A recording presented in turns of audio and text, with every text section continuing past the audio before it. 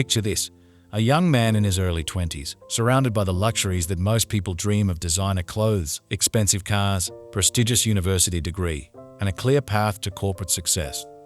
Yet despite having everything society tells us we need to be happy, he feels empty inside. One day, he makes a decision that shocks everyone around him. He walks away from it all to live as a monk in ancient ashrams across India, sleeping on floors, waking at 4 a.m. for meditation, and dedicating his life to service and spiritual growth. This isn't the beginning of some mystical tale from centuries past. This is the true story of Jay Shetty, and it forms the foundation of his transformative book. Think like a monk.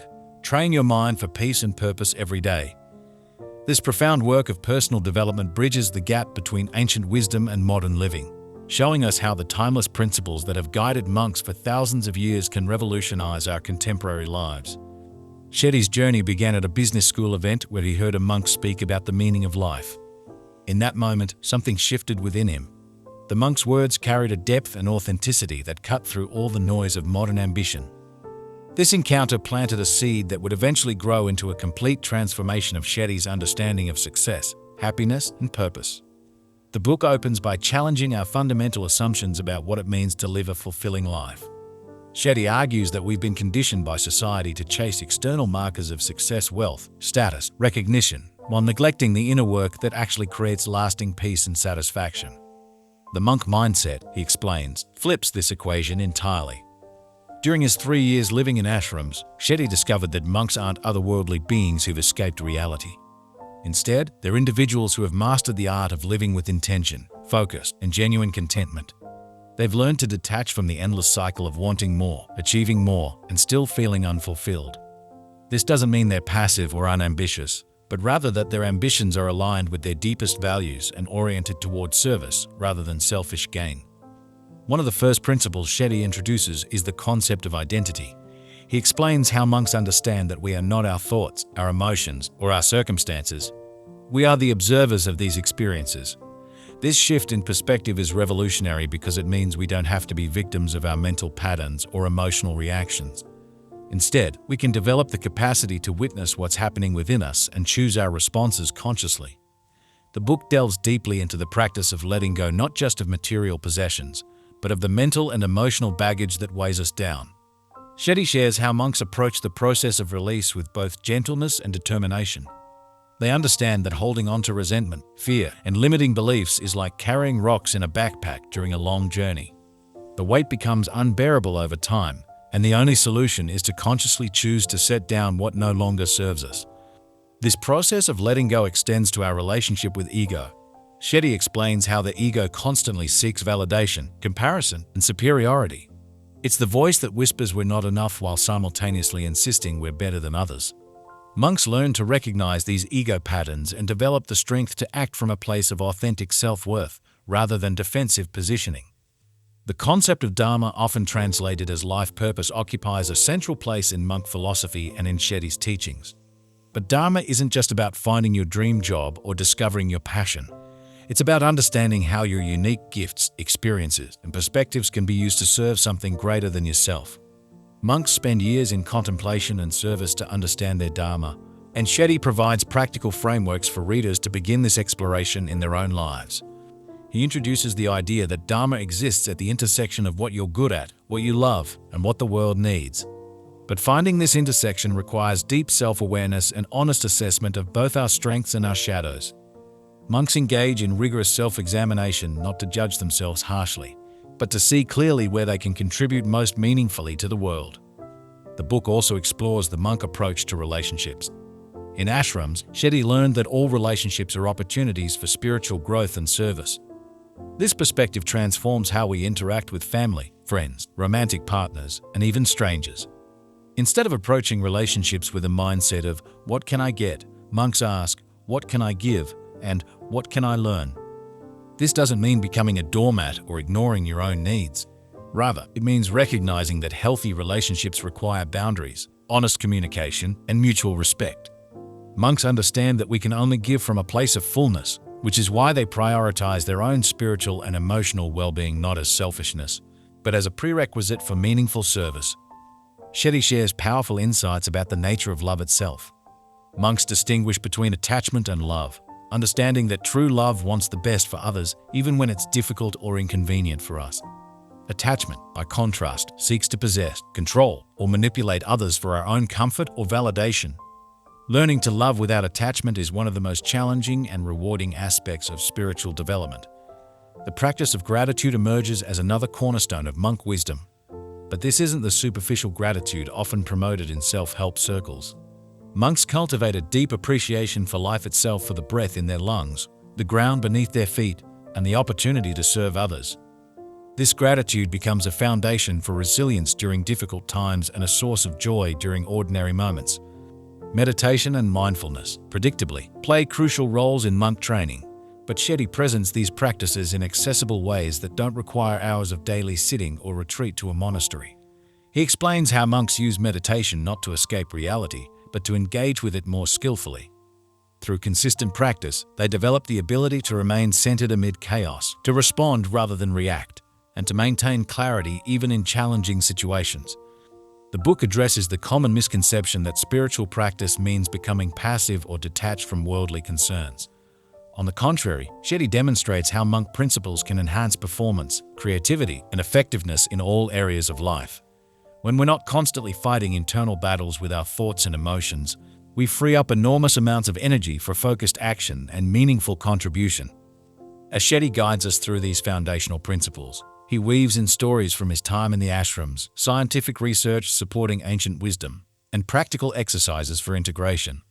The narrative never feels preachy or dogmatic, but rather like a conversation with a trusted friend who has traveled a difficult path and returned with valuable insights.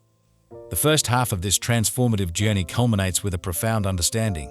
The very obstacles we face in modern life, stress, distraction, comparison, and the endless pursuit of more, are actually opportunities for spiritual growth when approached with the right mindset. The chaos of contemporary living doesn't have to derail us from inner peace and purpose. Instead, it can become the training ground where we develop the strength, wisdom, and compassion that define the monk mentality. But understanding these principles intellectually is only the beginning. The real transformation happens when we begin to embody these teachings in our daily lives, when we start making choices from a place of inner wisdom rather than external pressure. And that journey of practical application opens doorways to even deeper revelations about the nature of success, service, and what it truly means to live with intention. The transition from monk in training to monk in the world represents perhaps the most challenging aspect of Shetty's journey. After 3 transformative years in the ashrams, he faced the daunting task of returning to modern society while maintaining the wisdom and practices he had cultivated. This experience forms the heart of the book's practical teachings, as Shetty discovered that living like a monk doesn't require abandoning the world, it requires engaging with it more skillfully. One of the most profound shifts involves redefining success itself.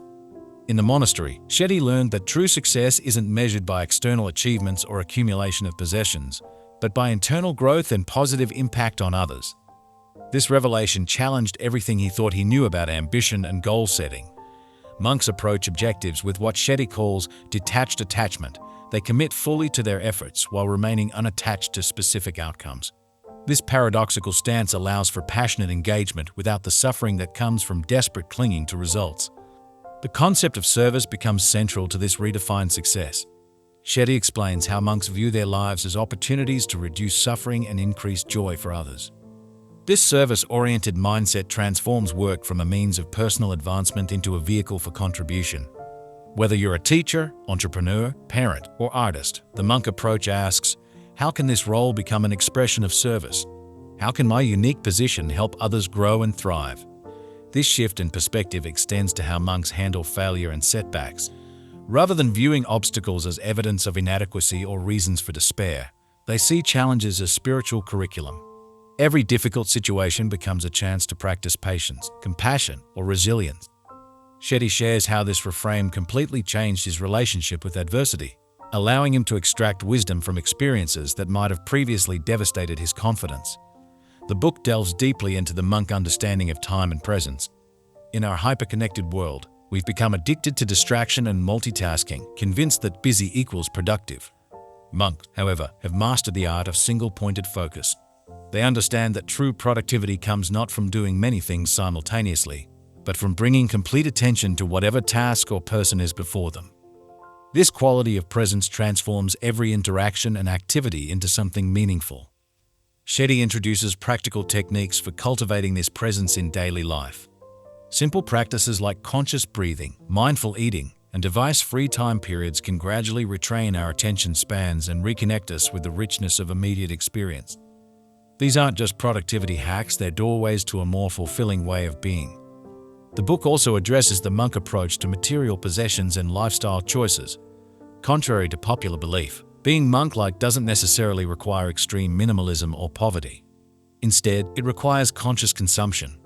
Monks ask themselves before any purchase or lifestyle decision, does this align with my values? Will this bring me closer to or further from my purpose? Am I choosing this from a place of genuine need or from ego-driven desires? This conscious approach extends to how monks think about money and career. Rather than viewing financial success as inherently spiritual or unspiritual, they see money as a tool that can be used skillfully or unskillfully. The key is ensuring that our relationship with money serves our values rather than controlling them. Monks work to eliminate both the desperation that comes from scarcity thinking and the attachment that comes from excessive wealth.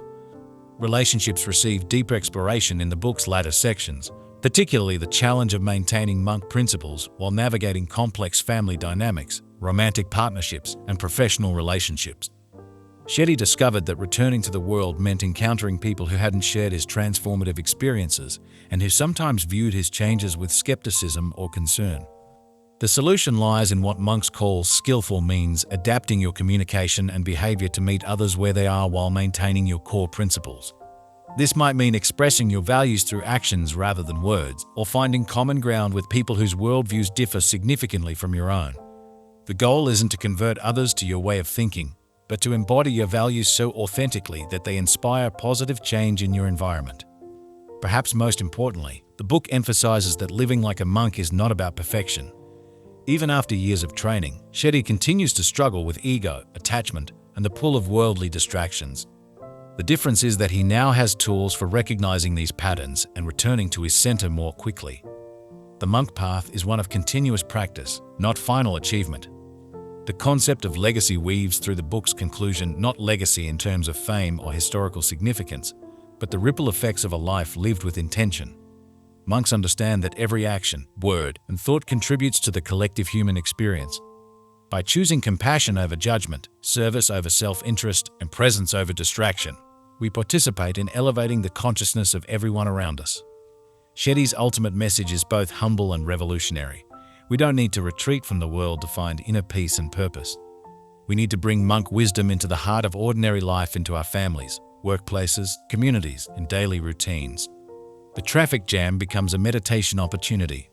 The difficult colleague becomes a teacher of patience. The failure becomes a lesson in resilience. This transformation doesn't happen overnight, and it doesn't happen without support. The book emphasizes the importance of finding like-minded community, whether through spiritual groups, book clubs, or simply friends who share your commitment to growth. The monk path, while deeply personal, is not meant to be walked alone. As Shetty's story draws to a close, we're left with a profound understanding. The monastery was never really a place. It was a state of mind, a quality of attention, a commitment to living according to our deepest values rather than our most immediate impulses. The real monastery is wherever we choose to practice presence, compassion, and service. It's in the kitchen while preparing dinner, in the boardroom while making decisions, in the bedroom while connecting with our partner. The journey from chaos to calm, from reactive to responsive, from ego-driven to service-oriented, is available to anyone willing to do the inner work. It requires no special credentials, no dramatic life changes, no abandonment of responsibilities or ambitions. It simply requires the courage to question our assumptions about what makes life meaningful and the discipline to practice new ways of being until they become natural. In the end, thinking like a monk is not about becoming someone different. It's about remembering who you've always been beneath the layers of conditioning, expectation, and fear. It's about coming home to yourself and, from that place of authentic centeredness, offering your unique gifts to a world that desperately needs them. Thank you for joining me on this exploration of Jay Shetty's profound wisdom. If you found value in this journey through Think Like a Monk, I'd be honored if you'd subscribe for more transformative book summaries that bridge ancient wisdom and modern living. I'm curious what insight from Shetty's monastery experience resonated most deeply with you. Please share your thoughts in the comments below. And if this exploration helped shift your perspective even slightly, consider sharing it with someone who might benefit from these timeless teachings. Until our paths cross again, may you find moments of monk-like presence in your everyday world.